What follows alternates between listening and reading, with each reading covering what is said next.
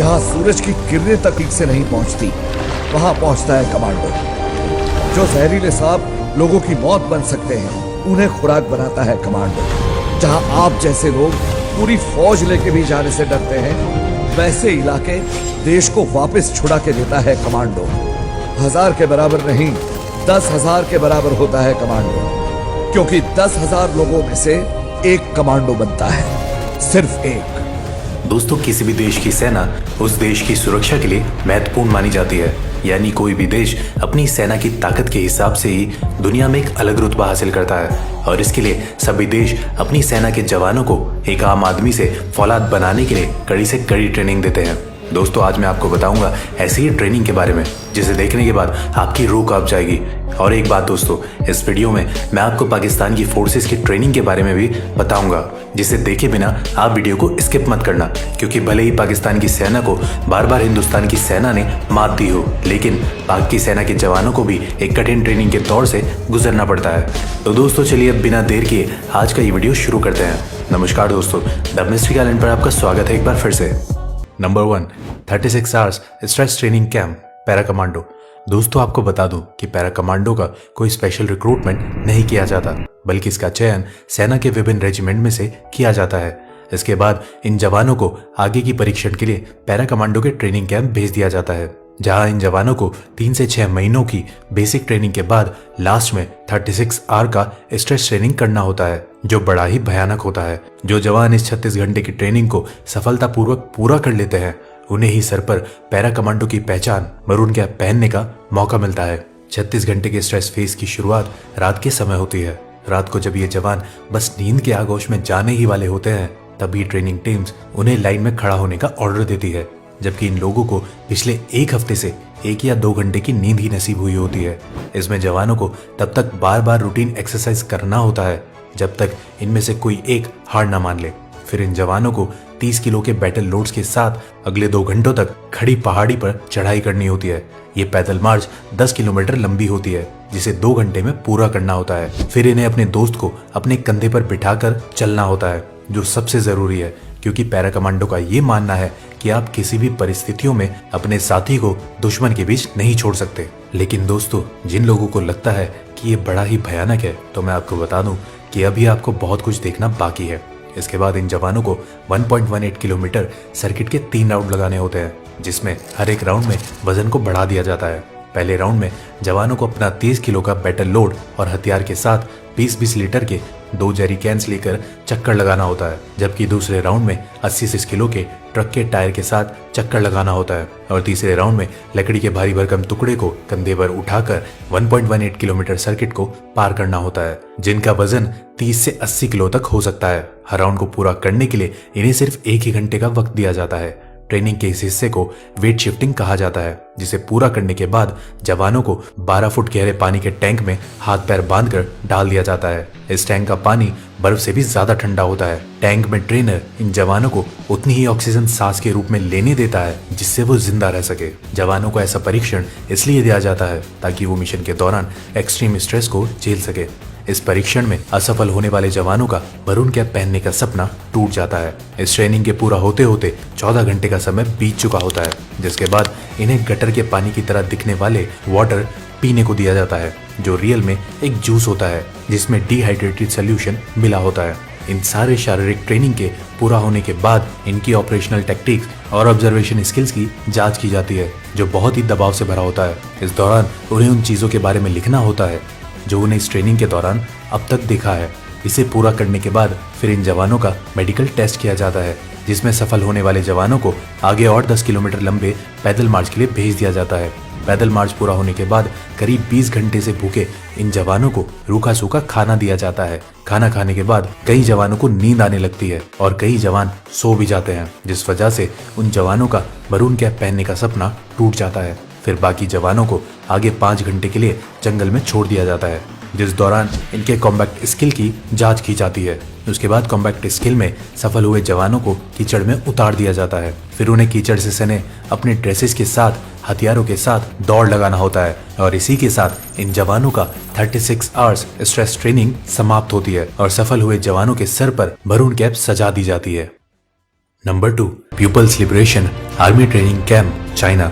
दूसरे ताकतवर देशों की तरह ड्रैगन यानी चाइना के पीपल लिबरेशन आर्मी के जवानों को भी कठिन ट्रेनिंग के दौर से गुजरना होता है, लेकिन इनकी ट्रेनिंग का एक हिस्सा बाकी देशों से बिल्कुल अलग होता है। चीन के सैनिकों को ट्रेनिंग के दौरान जिंदगी और मौत का खेल खेलना पड़ता है। ट्रेनिंग के दौरान इन सैनिकों को बचपन के गेम पासिंग द पास की तरह जिंदा ग्रेनेड से खेलना पड़ता है। यह खेल तब तक चलता है जब तक आखिरी सैनिक उसे जमीन में फटने से पहले दबा ना दे। तो दोस्तों, क्या कहते हैं इस पागलपन के बारे में? Number 3, Gorkha boot camp. इस दुनिया में अगर किसी को मौत से डर नहीं लगता है तो वो है गोरखा रेजिमेंट के जवान। तभी तो भारत के पूर्व सेना अध्यक्ष रहे सैम मॉनिक शाह ने कहा था कि यदि कोई व्यक्ति कहता है कि उसे मरने से डर नहीं लगता तो वह या तो झूठा है या फिर गोरखा है। दोस्तों, इस रेजिमेंट के भरोसे तो अंग्रेजों ने सेकेंड वर्ल्ड वॉर में हिटलर से टक्कर ली थी। अपनी मिट्टी के लिए पलक झपकते ही जान कुर्बान करने को तैयार गोरखा जवानों की भर्ती के लिए हर साल बूट कैंप का आयोजन किया जाता है, जिसमें 10,000 से ज्यादा युवा शामिल होते हैं। और फिर इन हजारों युवाओं में से कुछ 100 जवानों को कई टेस्ट के बाद आगे की ट्रेनिंग के लिए चुना जाता है। ऐसा नहीं है कि जो युवा बूट कैंप में चुन लिए गए वो गोरखा रेजिमेंट का हिस्सा बन चुके हैं। बूट कैंप में चुने गए युवाओं को इसके बाद भी कई तरह के टेस्ट से होकर गुजरना होता है। चुने गए युवाओं को ट्रेनिंग से पहले 25 किलो वजन के साथ पहाड़ी जैसी चढ़ाई वाले इलाके में करीब 1 घंटे की रेस में सफल होना अनिवार्य है, तभी वो आगे की ट्रेनिंग के लिए चुने जाते हैं। रेस में सफल होने वाले जवानों को कुछ बेसिक ट्रेनिंग देने के बाद उन्हें आगे की ट्रेनिंग के लिए बेस कैंप भेज दिया जाता है, जहां से ये जवान दुश्मनों के लिए काल बनकर ही बाहर निकलते हैं। गोरखाओं के बारे में कहा जाता है कि गोरखा जब एक बार अपना खूखड़ी निकालता है तो वह अपने दुश्मनों का खून बहाए बिना मैदान में नहीं जाता। और अंत में अगर आप सोच रहे हैं कि गोरखा आर्मी सिर्फ भारतीय आर्मी में ही है तो आप गलत हैं। नेपाल आर्मी और भारतीय आर्मी के गोरखा रेजिमेंट के अलावा ब्रिटेन आर्मी का गोरखा ब्रिगेड बहादुरी के लिए मशहूर है। अपनी बहादुरी से गोरखा पलटन ने हिंदुस्तान के लिए कई युद्ध जीते हैं। Number 4, Vietnam special forces training camp. Vietnam special forces people's army of Vietnam के लिए काम करता है, जिसके जवानों की ट्रेनिंग की शुरुआत इन कांटेदार बारों पर नंगे पांव चलने से होती है। फिर इन जवानों को एक एक कर इन नुकीले बारों पर लिटा दिया जाता है, जिसके ऊपर से बाकी के जवान चलकर उसे पार करते हैं। इस तरह की ट्रेनिंग पूरी होने के बाद इन जवानों को शारीरिक रूप से मजबूत बनाया जाता है, जिसमें इन जवानों के हाथ, पैर, सर और कंधों पर पत्थर रखकर उसे हथौड़े से तोड़ा जाता है। इसके बाद इन जवानों को नुकीले कील पर नंगे पीठ के बल लिटा दिया जाता है। फिर उनकी चेस्ट पर एक बड़ा सा पत्थर रखकर उसे हथौड़े से तोड़ा जाता है। इस ट्रेनिंग के दौरान कई सैनिकों के बैक साइड लहूलुहान भी हो जाते हैं, लेकिन ये उफ तक नहीं करते। ये तो कुछ भी नहीं था, ये देखिए इनके ऊपर किस तरह इन धारदार चाकुओं को ऊपर से गिराया जाता है, लेकिन इनका शरीर इतना सख्त हो चुका है कि ये चाकू भी इनका कुछ नहीं बिगाड़ पाते। जबकि ये चाकू इतने तेज होते हैं कि किसी भी चीज का एक ही वार में 2 टुकड़े कर दे। फिर इन जवानों को ट्रेनिंग के दौरान नंगे पांव शीशों के टुकड़े पर भारी वजन के साथ चलाया जाता है। दोस्तों, अगर इतना कुछ देखकर आपके रोंगटे खड़े हो गए हैं तो मैं आपको बता दूं कि ये तो कुछ भी नहीं था, क्योंकि इसके बाद ही इन जवानों की असली ट्रेनिंग शुरू होती है। तो दिल थाम लीजिए और ये देखिए कि कैसे नंगी तलवार पर लिटाकर इन सैनिकों के चेस्ट के ऊपर एक बड़े से पत्थर को रखकर हथौड़े से तोड़ा जा रहा है। फिर ये देखिए किस तरह वियतनाम स्पेशल फोर्सेस के जवान गर्दन के बल एक लोहे की रॉड को क्षण भर में मोड़ देते हैं और फिर उसे कैसे अपने गर्दन से बाहर निकालते हैं।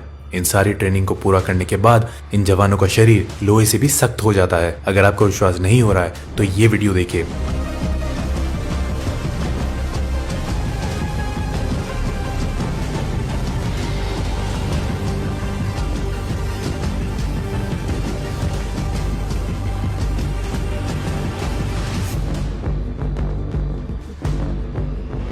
क्यों, अब यकीन हुआ? इसके अलावा वियतनाम स्पेशल फोर्सेस के जवानों को पानी के अंदर, माउंटेन हिल्स और जंगलों में लंबे समय तक सरवाइव करने के लिए कई तरह से प्रशिक्षित भी किया जाता है। फिर इन फौलादों को वियतनाम स्पेशल फोर्सेस में रिक्रूट कर लिया जाता है। Number 5, special service group SSG, Pakistan. वैसे तो पाकिस्तान युद्ध क्षेत्र में हर बार भारत के हाथों पिटता ही रहा है, लेकिन आज हम बात करने वाले हैं पाकिस्तान के स्पेशल सर्विसेज ग्रुप यानी SSG की, जो पाकिस्तान की स्पेशल फोर्स है। दुनिया के बाकी देशों की स्पेशल फोर्स की ट्रेनिंग की तरह ही SSG के जवानों को भी कठिन ट्रेनिंग करनी पड़ती है।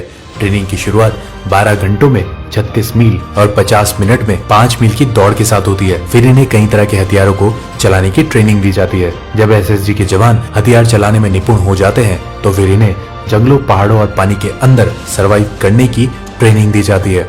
इन ट्रेनिंग के दौरान इन जवानों को कई दिनों तक भूखा भी रखा जाता है। दोस्तों, अगर आप सोच रहे हैं कि गरीबी के कारण पाकिस्तान के इन जवानों को भूखा रखा जाता है, तो ऐसा नहीं है, बल्कि ये इनकी ट्रेनिंग का हिस्सा होता है ताकि जरूरत पड़ने पर ये भूखे पेट भी अपने दुश्मनों का सामना कर सके। तो दोस्तों, अब तो आप समझ ही गए होंगे कि क्यों देश की सुरक्षा में लगे जवानों का हौसला इतना बुलंद होता है। और अगर हमारी ये वीडियो पसंद आई हो तो ज्यादा से ज्यादा लाइक और शेयर करें। साथ ही अगर अभी तक आपने हमारे चैनल को सब्सक्राइब नहीं किया है तो उसे अभी सब्सक्राइब कर लें। आज की वीडियो में बस इतना ही। अब हमें इजाजत दीजिए। आपका बहुत बहुत शुक्रिया।